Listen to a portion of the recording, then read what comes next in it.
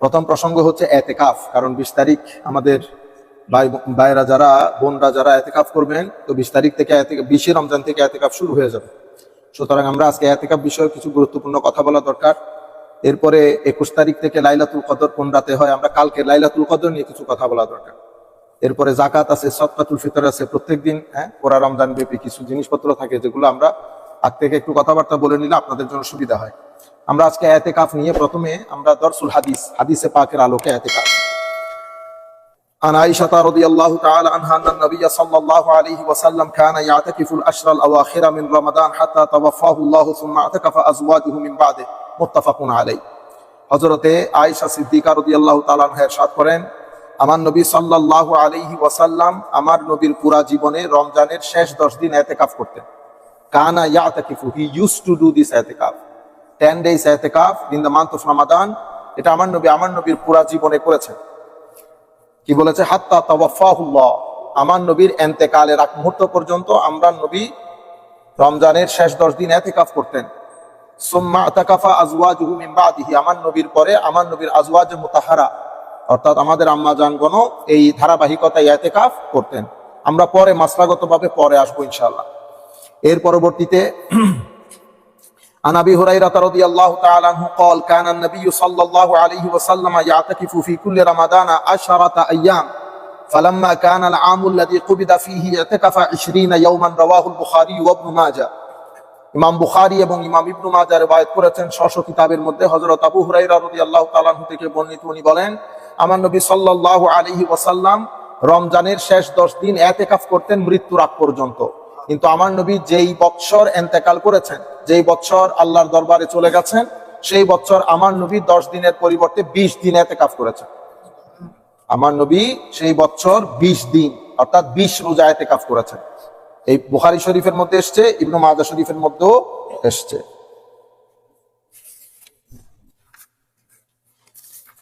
عن ابن عمر رضي الله تعالى عنهما أن عمر سأل النبي صلى الله عليه وسلم قال كنت نذرت في الجاهلية أن أعتكف ليلة في المسجد الحرام قال فأوفي بنذري متفق عليه। ইমাম বুখারী ইমাম মুসলিম স্ব কিতাবের মধ্যে বর্ণনা করছেন হযরতে আব্দুল্লাহ ইবনে ওমর রাদিয়াল্লাহু তাআলা আনহু থেকে বর্ণিত, উনি বলেন, আমার পিতা হযরতে ওমর রাদিয়াল্লাহু তাআলা আনহু আল্লাহর নবীকে জিজ্ঞাসা করেছেন, ইয়া রাসূলুল্লাহ, আমি জাহেলি যুগে মান্নত করেছি একদিন কাবা ঘরের ভিতরে ইতিকাফ করার জন্য।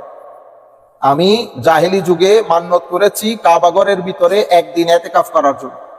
আমার নবী বলতেছেন, আপনি আপনার মান্নতকে কি করেন? পূর্ণ করেন, একদিন অবশ্যই ইতিকাফ করবেন। আমরা একটু মাসলা মাসাইলের গতভাবে আসবো 10 মিনিট, তখন আপনারা বুঝবেন পুরো বিষয়টা। এর পরবর্তীতে আন আয়েশা রাদিয়াল্লাহু তাআলা আনহা ক্বালাত, হযরত আয়েশা সিদ্দিকা বলছেন, কানা নবী সাল্লাল্লাহু আলাইহি ওয়াসাল্লাম ইয়ামুরুল মারিদা ওয়া হুয়া মুতাকিফ ফায়ামুরু কামা হুয়া ওয়া লা ইউআররিজু ইয়াসআলু আনহু রাওয়াহু আবু দাউদ।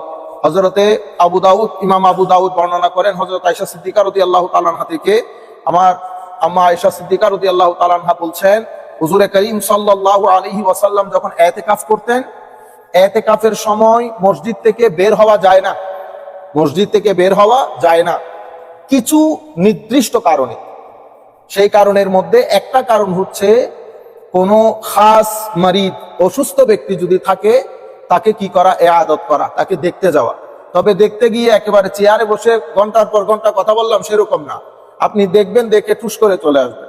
হযরত আয়েশা সিদ্দিকা রাদিয়াল্লাহু তাআলা আনহা বলছেন, আমার নবী সাল্লাল্লাহু আলাইহি ওয়াসাল্লাম ইতিকাফ অবস্থায় রুগ্ন ব্যক্তিকে দেখতে গেলে হাঁটতে হাঁটতে কথা বলতে বলতে চলে আসতেন, দাঁড়াতেন না ওখানে, হাঁটতে হাঁটতে বাস একটু হালত জিজ্ঞাসা করে আমার নবী বের হয়ে যেতেন। হায় হায়। আন ইবনে ওমর রাদিয়াল্লাহু তাআলা আনহুমা আন নবী সাল্লাল্লাহু আলাইহি ওয়াসাল্লাম আন্নাহু কানা ইযা আতাকাফা তুবিহা লাহু ফিরাশুহু আও ইউদাউ লাহু সারিরুহু ওয়ারাআ উসতুওয়ানাতি তাওবা। হায় হায়। আমার নবী সাল্লাল্লাহু আলাইহি ওয়াসাল্লাম মসজিদে নববীতে ইতিকাফ করলে ওই যে একটা উস্তুন আছে, এটাকে তওবার সুতুন বলে, সুতুনে তওবা, ওই তওবার পেছনে আমার নবী সাল্লাল্লাহু আলাইহি ওয়াসাল্লামের জন্য খাট অথবা মাদুর বিছিয়ে দিত আমার নবী ওখানে ঘুমানোর জন্য ইতিকাফের সময়। এরপরে আন ইবনে আব্বাস রাদিয়াল্লাহু আনহুমা আন্না রাসূলুল্লাহ সাল্লাল্লাহু আলাইহি ওয়াসাল্লাম ক্বালা ফিল মুতাকিফ ওয়া ইয়াতাকিফু যুনুব ওয়া ইউজরা লাহু মিনাল হাসানাতি কাআমিলিল হাসানাতি কুল্লিহা। হায় হায়। এতেকাফের মাধ্যমে আমার নবী ইরশাদ করছেন, এতেকাফের মাধ্যমে পাপগুলো মোচন হয়ে যায়। ওয়া ইউজরা লাহু মিনাল হাসানাত, এবং অনেক আমলকারী আমল করলে পুরা বছর যতটুকুন সওয়াব হয়, মুতাকিফের এতেকাফের মাধ্যমে অতটুকুন সওয়াব। এবং আমার নবী সাল্লাল্লাহু আলাইহি ওয়াসাল্লাম ইরশাদ করছেন, عن ابن عباس رضي الله عنهما عن النبي صلى الله عليه وسلم قال من اعتكف يوما ابتغاء وجه الله جعل الله بينه وبين النار 3 خنادق كل خندق ابعد مما بين الخافقين رواه الطبراني باسناد جيد। ইমাম তাবরানী জাইয়িদ সনদে বর্ণনা করছেন, হযরত আব্দুল্লাহ ইবনে আব্বাস রাদিয়াল্লাহু তাআলা বর্ণনাকারী হাদিসে আমার নবী ইরশাদ করেছেন, যেই ব্যক্তি একদিন আল্লাহর সন্তুষ্টি অর্জনের জন্য মসজিদের মধ্যে ইতিকাফ করবে, আমার আল্লাহ সেই ব্যক্তি এবং জাহান্নামের মাঝখানে তিনটা গর্ত খুঁড়ে দেবেন, যাতে জাহান্নাম থেকে দূরে থাকে। এক একটা গর্তের দূরত্ব আসমান আর জমিনের মাঝখানে যত দূরত্ব, এক একটা খন্দকের দূরত্ব ততটুকু। এভাবে তিনটা গর্ত আমার আল্লাহ জান্নাত এবং জাহান্নামের মাঝখানে করে দেবেন, যে ব্যক্তি একদিন আল্লাহর ঘরে আল্লাহ সন্তুষ্টি অর্জন করানোতে ইতিকাফ করে। আমার নবী ইরশাদ করেছেন, আন আলী ইবনে হুসাইন রাদিয়াল্লাহু আনহু আনিন নবী সাল্লাল্লাহু আন আবিহি قال قال رسول الله صلى الله عليه وسلم من اعتكف عشرا في رمضان كان كحجتين وعمرتين رواه الطبراني والبيهقي। ইমাম তাবরানী ইমাম বাইহাকি বর্ণনা করছেন, হযরত আলী যায়নুল আবেদিন রাদিয়াল্লাহু তাআলা আনহু ওনার আব্বাজান ইমাম হুসাইন রাদিয়াল্লাহু তাআলা আনহু থেকে, তিনি ওনার নানা ইরশাদ করছেন, ইয়ানি আমার নবী ইরশাদ করছেন, যেই ব্যক্তি রমজানের শেষ 10 দিন ইতিকাফ করবে, শেষ 10 দিন ইতিকাফের কারণে তার আমলনামার মধ্যে 2টা হজ এবং 2টা উমরার সওয়াব লেখা হবে। আলহামদুলিল্লাহ, আল্লাহ আমাদেরকে তৌফিক দান করুক। মাওলাই করিম, অনেক সময় আমাদের পক্ষে সম্ভব হয় না বিভিন্ন ব্যস্ততার কারণে। আল্লাহ যেন আমাদের ইন্তেকালের আগে কয়েকটা ইতিকাফ আমাদের তকদিরে নসিব করেন যেন। আন আয়েশা রাদিয়াল্লাহু তাআলা আন্না রাসূলুল্লাহ সাল্লাল্লাহু আলাইহি ওয়াসাল্লাম قال تحروا ليلة القدر في الوتر من العشر الأواخر وفي رواية في السبع الأواخر من رمضان متفق عليه। হযরত আয়েশা সিদ্দিকা রাদিয়াল্লাহু তাআলা আনহু বলছেন, লাইলাতুল কদরকে খোঁজার জন্য রমজানের শেষ 10 দিনের ভেজর রাতে, অথবা এই riwayতের মধ্যে এটাও আসছে রমজানের শেষ 7 দিনের ভেজর রাতে লাইলাতুল কদর নিয়ে আমরা কালকে আলোচনা করব। এই হচ্ছে হাদিসের আলোকে ইতিকাফ। এখন ইতিকাফের সামান্য টুকটাক কিছু হুকুম আহকাম যা জানা আমাদের জন্য অত্যন্ত জরুরি।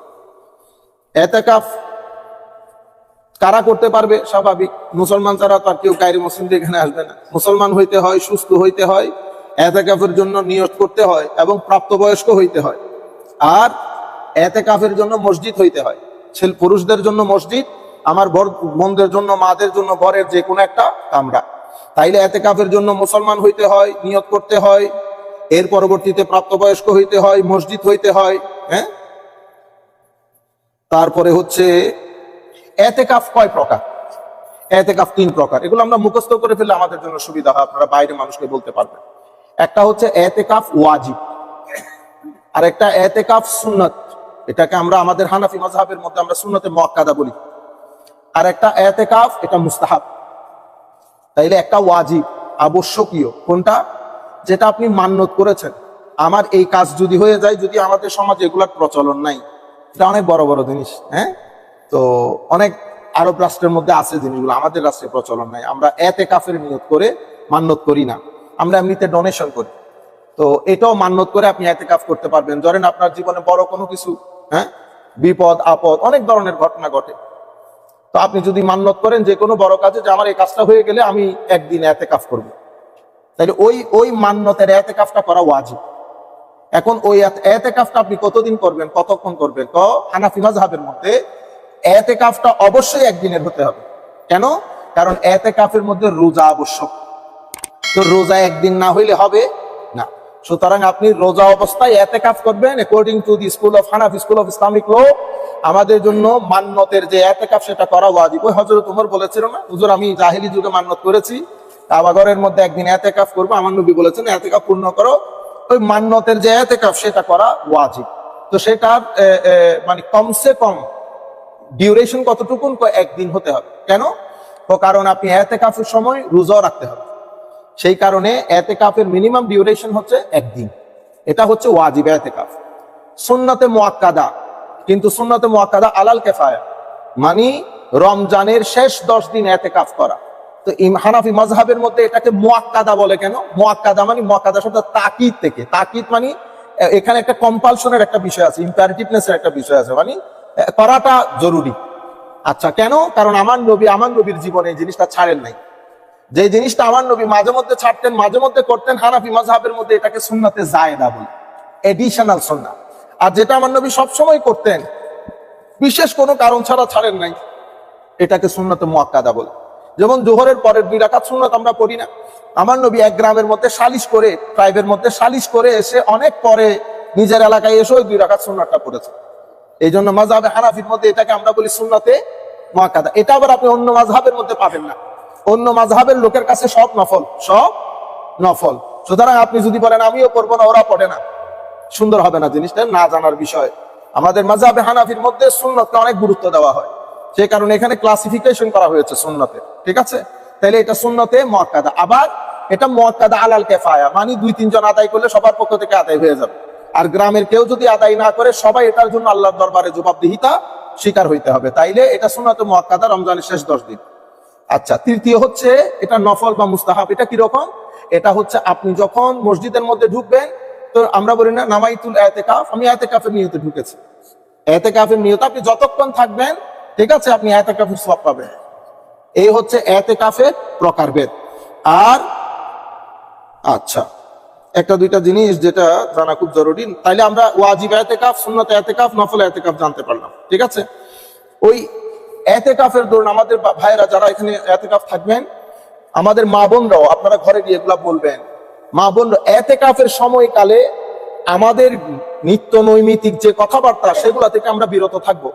যতদূর সম্ভব প্রয়োজনীয় কথাবার্তা ছাড়া আমরা কথাবার্তা বলবো না, কিন্তু বোবা হয়ে যাব না, বোবা হয়েও যাব না, অতিরিক্ত কথাবার্তাও বলবো না। বেশি বোবা হওয়া মাকরুহ, একদম কথাবার্তা না। হ্যাঁ, কেউ যদি সওয়াবের নিয়তে, যে মুখ খুলবো না, মুখ বন্ধ রাখা সওয়াব, এবং ভিতরে ভিতরে জিকির আজকার জারি রাখে, সেটা ভিন্ন জিনিস। আমি ন্যাচারালি এবং জেনারেলি বলতেছি যে আমরা কথা বলার থেকে বিরত থাকবো, টেলিফোন ইস্তেমাল করা থেকে বিরত থাকবো, নাম্বার 1। নাম্বার 2 হচ্ছে আমার প্রয়োজনের বাইরে, প্রয়োজন বলতে, প্রয়োজন মানে এটা আপনি সেট আপ করবেন না কোনটা আপনার প্রয়োজন, কোনটা আপনার প্রয়োজন না। এখানে দুই ধরনের প্রয়োজনীয়তা আছে। একটা হচ্ছে ন্যাচারাল প্রয়োজন, আর একটা হচ্ছে শরীর প্রয়োজন। ন্যাচারাল প্রয়োজন মানে এখন বাংলাদেশে ইতিকাফ করতেছেন, বাথরুম তো মসজিদের বাইরে, এটা ন্যাচারাল প্রয়োজন, বুঝতে পেরেছেন? আপনাকে বের হইতে হচ্ছে মসজিদ থেকে, এখানে সেটার প্রয়োজন পড়ছে না। আরেকটা হচ্ছে শরঈ উযর। শরঈ উযরের মধ্যে আপনি এমন একটা জায়গায় ইতিকাফ থেকে যান, এটা মসজিদ কিন্তু ওখানে জুমা হয় না, তো এটা শরঈ প্রয়োজন, আপনাকে বের হইতে হচ্ছে জুমা পড়ার জন্য। তাইলে আপনি বিশেষ প্রয়োজন বাদে আপনি মসজিদ থেকে বের হবে না। আর যদি কোনো কারণে বের হতে হয়, অবশ্যই আলেমদের কাছে জিজ্ঞেস করে নেবেন। কিছু কারণে বের হওয়া যায়, যেমন রুগী দেখার জন্য, এটা বিশেষ প্রয়োজনে, কিন্তু আপনি ঢুকার সময় ওই নিয়ত করে ঢুকবেন যে জানাজা এবং রুগী আমি যদি হয় তাহলে বিশেষ প্রয়োজনে বের হব, ঠিক আছে? 2। এর পরবর্তীতে আপনাদের মধ্যে কেউ আছেন এখানে যারা ইতিকাফ করেন বাইং সেলিং এর সাথে জড়িত, ঘর বেচা বিক্রি আছে, আপনি এক মাস তো আর না করে থাকতে পারবেন না। আপনি ইতিকাফ অবস্থায় এই বেচা বিক্রি গুলো সংক্ষিপ্ত কথাবার্তার মধ্যে, উলামায়ে কেরামের ফিকার কিতাবের মধ্যে, যদি আমি ওই বিষয়ের মানুষ না, আমার এমনি তো এগুলা কথা বলতে ভয় করে, বুঝতে পেরেছেন? ওই টুকটাক বলি আর কি কিতাবপত্র থেকে। তো উলামায়ে কেরাম বলেছেন বাইং সেলিং এর ক্ষেত্রে শুধুমাত্র প্রপোজাল এন্ড অ্যাকসেপ্টেন্স এতটুকুনের মধ্যে সীমাবদ্ধ থাকাটা জরুরি। তবে আপনি ব্যবসার প্রতি যদি আপনার থাকে, যেমন এই আমাদের আতাবাই ঢুকছে, তো এখন ওনার ওখানে তো আছে, মালপত্র অর্ডার করতে হয়, উনি মালপত্র অর্ডার করতে পারবেন, মালপত্র ছাড়িয়ে নিতে হয়, মালপত্র ছাড়িয়ে নিতে পারবেন। অর্থাৎ যতটুকুন টুকটাকের মধ্যে সারানো যায় অতটুকুন করতে পারবে, কোনো অসুবিধা নাই। কিন্তু একদম ব্যবসার ভিতরে যদি ঢুকে যায় তাহলে তার ইতিকাফ হইল না। আমি মনে করতেছি আপনাদেরকে বুঝাইতে পারতেছি, মানে একদম বেশি না, সামান্য ভিতরে কেউ ঘর বাড়ি সেল করে, উনি ওই অতটুকু কথাবার্তা বলতে পারে। এখন লম্বা যদি টেলিফোনের মধ্যে ঘন্টার পর ঘন্টা তাহলে তো ইতিকাফ হইল না। এখন ওনারা সময়গুলো কিভাবে অতিবাহিত করবেন? ইতিকাফ মানে হচ্ছে নিজেকে আল্লাহর ঘরে আবদ্ধ রাখা। আপনি আল্লাহর ঘরে মেহমান হিসেবে 10 দিন থাকবেন। তো আল্লাহর ঘরে মেহমান হিসেবে থাকলে আমাদের দায়িত্ব হচ্ছে, আমরা নফল ইবাদত আছে, কোরআনে পাকের তিলাওয়াত আছে, দরুদ শরীফ আছে, সবচেয়ে গুরুত্বপূর্ণ হচ্ছে ইলম শিখা, জ্ঞান শিখা। আপনি মাসলা মাসাইল শিখলেন। আমাদের এখানে ইমাম সাহেবরা আছে, আমাদের কামরান আছে, মুসাদ্দেক আছে, আমি গরিব আছি। আমরা যে কোনো একজন আলেমদেরকে ডেকে নামাজের মাসলা মাসাইল বা বিভিন্ন মাসলা মাসাইল, ওনারা কোনো একটা কিতাব নিয়ে আলাপ আলোচনা করলো। এলম শিখা হচ্ছে সর্বোত্তম ইবাদত। এরপরে আপনি বেশিরভাগ সময় চেষ্টা করবেন আপনার মধ্যে একটা চার্ট হয়ে যায়, 10 দিনের একটা চার্ট করে ফেলবেন। অথবা আপনারা যদি চান যারা ইতিকাফ করবেন, আমরা চার্ট করে দেবো। আমরা কতক্ষণ ঘুমাবো, কতক্ষণে উঠবো, কতক্ষণ কি করব, কয়টা থেকে কয়টা পর্যন্ত তিলাওয়াতে কোরআন করব। এগুলা করলে ইতিকাফ চমৎকার কাটবে। 10 দিনের পর আপনি বুঝতে পারবেন কতটুকুন আপনি আর্ন করেছেন। সওয়াবের খাতা তো আল্লাহর খাতাই থাকবে, কিন্তু আপনি বুঝতে পারবেন যে আমি এতবার দরুদ করেছি, এতবার কোরআনের তিলাওয়াত করেছি, এতবার জিকির করেছি, এই মাসলা মাসাইল গুলা শিখেছি, এই কিতাব শেষ করেছি। তাইলে ইতিকাফটা চমৎকার, এবং যেই উদ্দেশ্যে ইতিকাফ, স্পিরিচুয়াল রিট্রিট, এটা ওই আন্দাজে আপনি বাস্তবায়ন করতে পারবেন। বাকি কথাগুলো ইনশাআল্লাহ আমরা প্রয়োজন স্বার্থে বলবো। ওয়া মা আলাইনা ইল্লাল বালাগুল মুবিন। আসসালামু আলাইকুম ওয়া রাহমাতুল্লাহ।